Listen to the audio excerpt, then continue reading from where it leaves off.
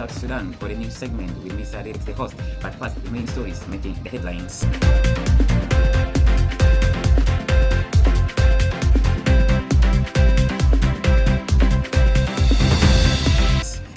BTC Women Empowerment Group expressed their gratitude towards the skills and knowledge acquired from the training. And South Sudan Ministry of Foreign Affairs and International Cooperation on Tuesday expressed displeasure at the Sudan Armed Force linking its citizens to rapid support forces. And now the news in details. The women attending training under the Change Initiative Women Empowerment Group expressed their joy and applaud for being part of this productive training. They extended their words of appreciation to Mr. Kamis Kennedy, the Executive Director of Be the Change Daima Initiative, for having initiated such a productive program that have helped and uplifted them to showcase their art skills and acquire a basic knowledge on how they can be creative to always do something that can help them sustain their lives in order to earn a better living. However, Jane Peter in particular outlined her achievements as being one of the trainees. Peter added that the skills she acquired in the training are not only helping her to do something but also boosted her creativity on how she can initiate valuable programs that can help her push on with life. She also quoted that being part of the Change Women Empowerment Group assisted her to forget all troubles and stress that she always encounters before joining the organization that is Be the Change Daima Initiative. Having an interview with the Executive Director of Be the Change Daima Initiative, Mr. Kamis Kennedy echoed that the organization will always offer the best services in order to improve the skills of women to eradicate idleness and frustrations in the minds of vulnerable women. Yes, please, Mr. Kamis Kennedy, as being the director of Be the Change Daima Initiative, Yay, can you please tell us about some of the activities you're doing in Yay and their impact on the communities that are benefiting from them? Thank you so much for the opportunity. And actually, right now, I am in the head office of Be the Change right here with us. The Women Empowerment Project is a project that mainly we initiated it to support the women, the vulnerable women in specific, for example, single mothers, widows, and those who are divorced, including women who are having their husbands and children, but again they face difficult circumstances. It is a project that is aimed to improve, boost their livelihood skills, to give them more skills. Like right now, we have started the skill of paper recycling, which is doing well, and as well, we also have the plastic bag recycling, where we recycle the useless caveras that are being thrown away into bags and carpets. And we're also looking at so many skills that are coming in the pipeline or in the horizon, and that is the charcoal briquette making, which we also hope to initiate and give to these women. Not only that, we also think of recycling the closets into the sanitary pads. You know, these women are women who are having their children, and as well they also undergo the menstrual cycle. So it is going to be some of them face it difficult to produce the sanitary pads. So we also came up with the initiative of training them on how they can recycle the closets within the homestead into the I can say the sanitary pads. So we as an organization are always committed to doing our best in helping the women as much as we can.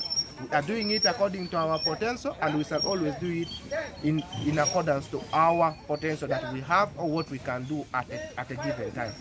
So thank you for the opportunity, and we remain committed as Be the Change in our different projects. The Women Empowerment Project is one of our projects, but we also have a lot of projects that we always do. Thank you so much.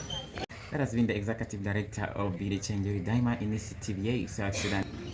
However, one of the beneficiaries, who is the chairperson of the Women Empowerment Group, Florence Gaba, lively explained her achievements as being the chairperson of the group in a voice clip. Thanks for the group of women action that we have started to come with the training of preparing caveras. Since we didn't know that caveras are being prepared in hazard bags, and we have come for that training, we have known more about caveras. Then we are now ready to do what we want to do. We are now have our bags here from caveras. Those are the bags. For the first, you have to make it like this one. We prepare it like this. So we have finished to prepare it like this, then it will become bags.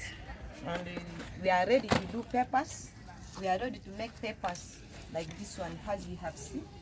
And we now have the experience of making papers. All the groups, they know how to prepare papers, putting the papers in the water. Then after that, you prepare it, liquid, and the bags.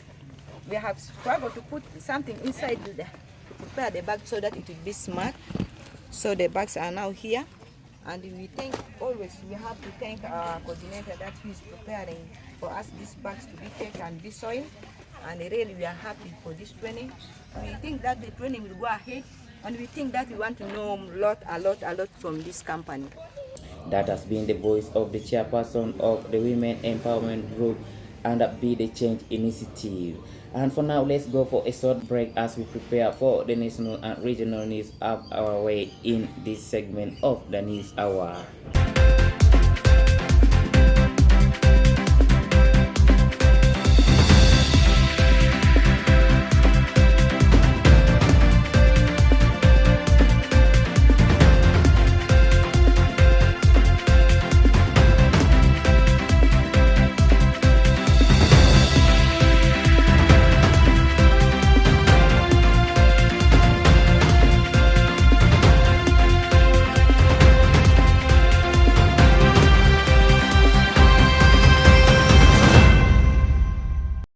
Welcome back from the short break, dear great followers of BTC TV. Live here, you are now pressing to the national stories of the day in the news segment as South Sudan's Ministry of Foreign Affairs and International Cooperation on Tuesday expressed displeasure at the Sudan Armed Forces linking its citizens to the Rapid Support Forces. Addressing a press conference in Juba, the Foreign Ministry spokesperson Apuk Ayen Mayen said they regretted the statements in the wake of the unprovoked, horrific and despicable massacres of South Sudanese in Al Jazeera states last month. On January 20, 2025, media outlets broadcasted a video footage of General Yasser Al-Attah, Assistant Commander-in-Chief of the Sudan Armed Forces, addressing troops from an undisclosed location. During this address, he claimed that South Sudanese citizens constitute 65% of the Rapid Support Forces. General Al-Attah also sent mixed messages expressing his trust in President Salva Kiir and the leadership of South Sudan, while simultaneously accusing South Sudan of doing nothing to prevent South Sudanese from joining the Rapid Support Forces, she said. Mayen said that although General Al-Attah acknowledged that many who joined the Rapid Support Forces were opposition elements, singling out the group led by General Stephen Boy, which the government of South Sudan does not control. They condemned his assertion that South Sudanese make up 65% of the Rapid Support Forces. She said South Sudan believes that General Al-Attah was well aware through his long experience in South Sudan that the Sudanese army has had a tradition of arming South Sudanese militias for their Sudan Armed Forces has a special department called the Department of the Popular and National Forces tasked with recruiting South Sudanese nationals. When South Sudan fortunately proves undefeatable through military proxies, these military elements continue to lag along the borders where the Sudanese military intelligence uses them. Some were even sent to faraway wars such as Yemen. According to our authentic records, 2 groups of South Sudanese nationals were sent to Yemen by the Sudanese government. The group led by late General Peter Gadeg Iyek and General Thomas Tel Ayak, it's under such conditions that those Khartoum-backed military elements found themselves entangled in the Sudanese war, Mayen said. The ministry spokesperson said Sudan's claim of South Sudanese forming 65% of the Rapid Support Forces was an absolute exaggeration. In fact, many of the aforementioned South Sudanese groups are still fighting alongside the Sudan Armed Forces. For example, much intelligence unit along the General Jafar Dow al-Baid and late General Ibrahim al-Majdeng.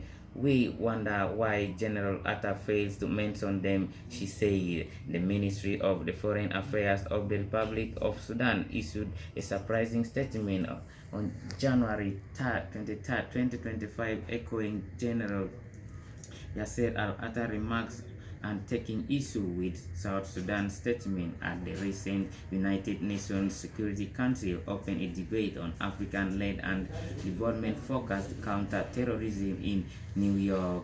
South Sudan rejects the accusations and unfounded, she said. Foreign Minister Ramadan Mohammed Abdallah Gok's recent statement in New York was not intended to request intervention from the African Union and the United Nations in Sudan.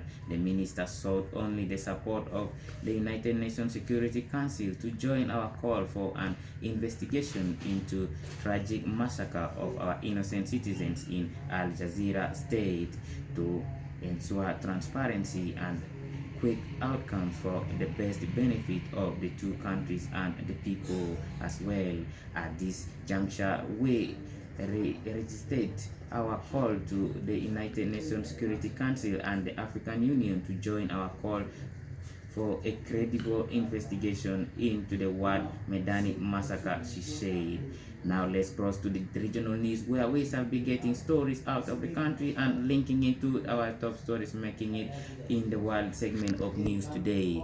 The detention of the Dr. Kija Besigye has sparked serious concern about his safety while being held in Luzira prison. Kija was one of the greatest and prominent Sudanese politicians who worked with Museveni as a critic in the parliament. The MPs found that the lock on Besigye's prison cell door had been tempered with rising fears that his security in custody may be compromised. And the question here is that what do we do concerning that incident? So let's get back to the story and see that Besigye, a long-time critic of President Yoweri Museveni, has been imprisoned since his return from Kenya in November 2024 under charges of illegal possession of firearms and treachery. While these accusations have kept him in custody, the recent security breach has heightened concerns about his well-being. Besigye, a long-time critic of President Yoweri Museveni, has been imprisoned since his return from Kenya in November 2024 under charges of illegal possession of firearms treachery, according to Agre Atawanirere, the commissioner for planning at Uganda prisons. And tempering incident happened during a routine change of guards. Prison staff noticed that one of the padlocks on Besigye's inner cell door had not been properly secured. Once identified, the duty officer was informed and the door was immediately fixed to restore the security. Atawanire assured the members of parliament that both the inner and the outer doors had since been properly secured and additional guards had been deployed to ensure Besigye's protection in the prison.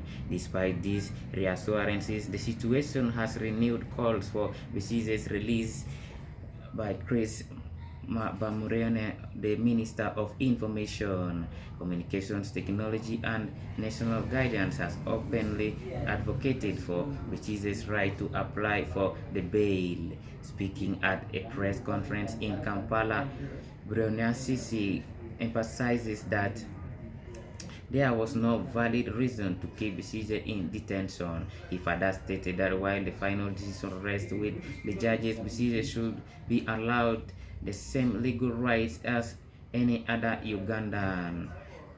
Besigye repeated detentions have long been seen as political motivated, with many Ugandans believing that his imprisonment is part of a broader attempt to silence opposition voices. The recent security incident, combined with the Minister Brewansi remarks, has brought renewed attention to the state of political freedom and fairness in Uganda's legal system.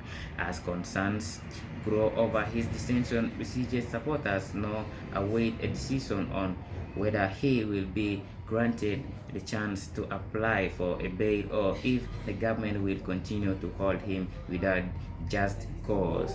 You are still listening to That Is the BTC TV live here, streaming in That Is Yei Town. And our great followers, we are going to end that part of That Is the News segment, and I hope you will have enjoyed and you will catch up again for another edition, as we always hope to broadcast on Monday, Wednesdays and Friday for the news segment. And follow us also for other informations like the talk shows which we will have on Tuesday and Thursday as well, for you to get more about your country, about the organization that is Be the Change, as we always aspire to transform communities to be seen out in the world. Wishing you all the best of your moments. I have been the host, Sir Derek. Thank you.